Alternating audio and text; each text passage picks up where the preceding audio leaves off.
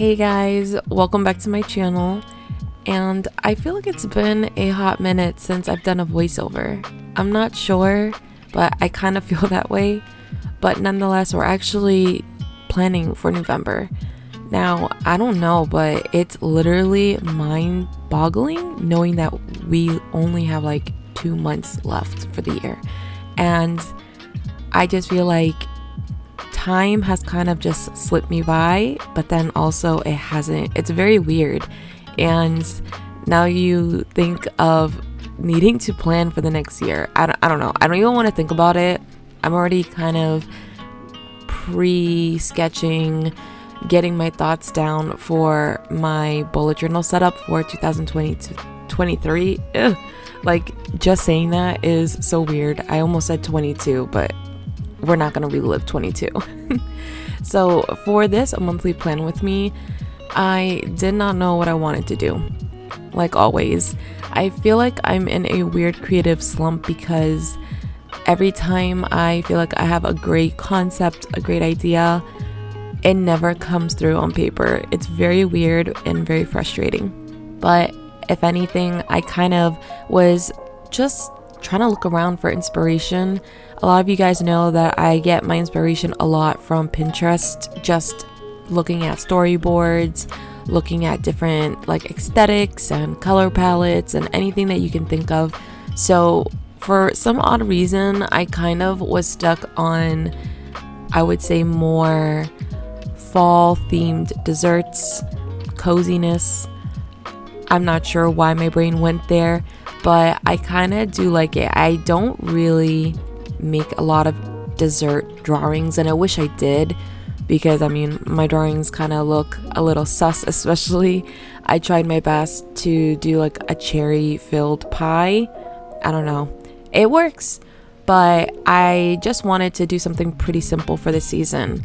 I kept it a very neutral palette, more on the yellows, greens, orangey reds, and a little bit of brown to kind of break up the entire palette. I honestly did not plan how my layout is going to exactly look like.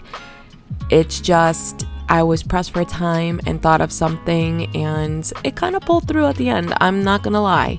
I think what really made the look was using these like yellow Gangnam styled like notepads for almost a little bit of a scrapbook feel. And then I did use the WashiTapeShop's autumn bundle of the leaf stickers, and I really actually like what it did. It made it look more fall festive. It gave that little bit of oomph that I'm looking for, that my poor little leaves just could not keep up with. So I really did like that unintentional, I guess, pop of goodness. But pretty much what I did for my palette was I wanted to do it more on the softer end, so I focused more on like watercolors and giving it more of a soft diffused look.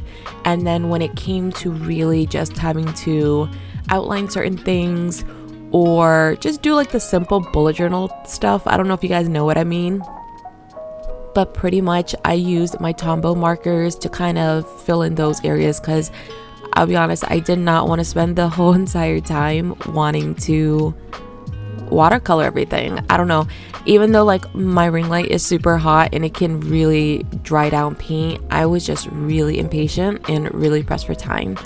But I kept it more on the simple aspects for this theme.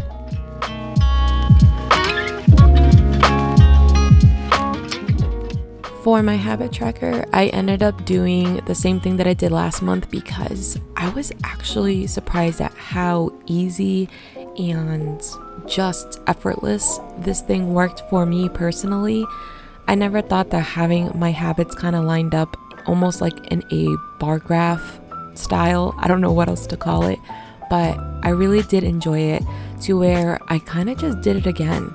And it really helped with the fact that my theme is overall simple. I didn't really have a lot going on, and it just kind of played with the minimalistic of it.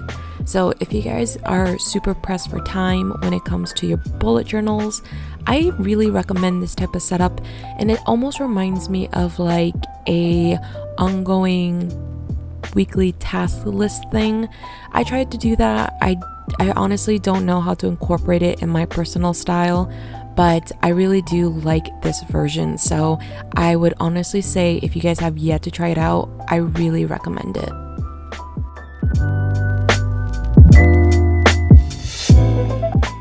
Now for my playlist, it's actually the one aspect of any of my monthly setups that I truly enjoy.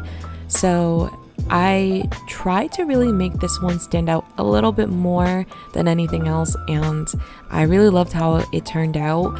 I still wanted to challenge myself and keep it more on the minimal side. So I just pretty much focus a little bit more on like the scrapbook elements and just have my songs kind of pop out of the page with the covers. So, I mean, you guys know it's no hidden fact, but I really do love K-pop. It's just the one thing I listen to all the time. And surprisingly enough, because I know people are going to say something about this, one of the songs that I put down is actually Bluebird from Naruto.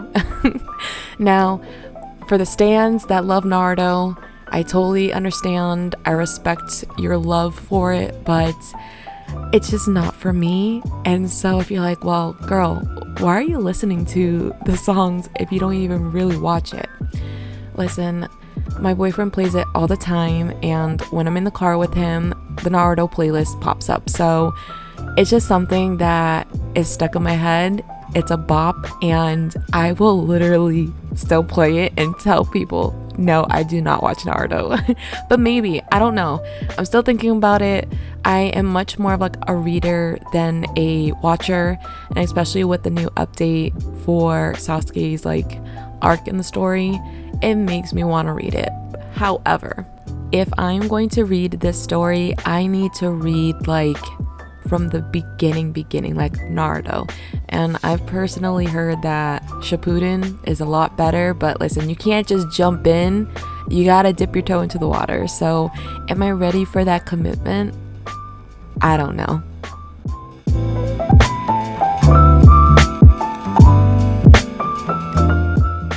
Okay, so after my little bit of rambling, let's get back to the bullet journal. So this is my weekly layout, and please, I've tried my best to do like a filling with different layers of colors.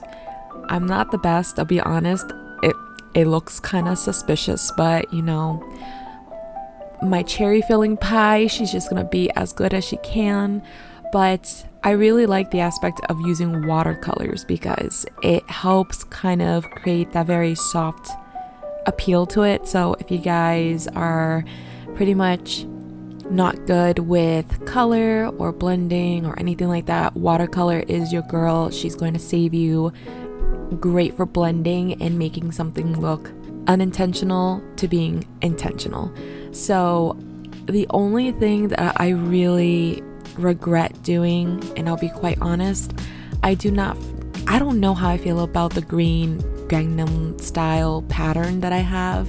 I like it, but I think the color was wrong. I was afraid of having too many neutral colors, like maybe a beige or a darker brown, because of the stickers that I was using.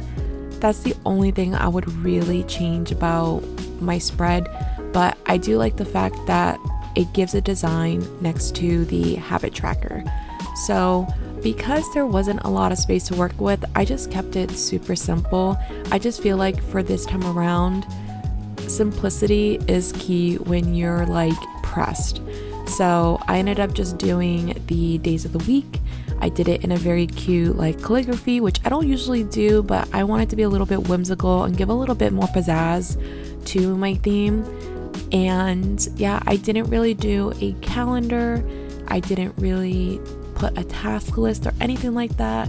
I just kept it almost like what I used to do when I first started bullet journaling.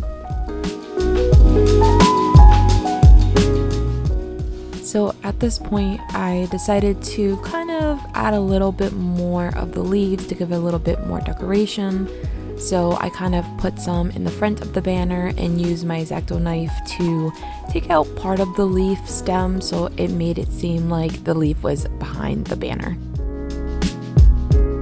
And here's the final flip through. If you guys really need something simple, cute, but on a time crunch, I do recommend something like this. I just wish I changed the green, but all in all, I love it. So until next time, bye.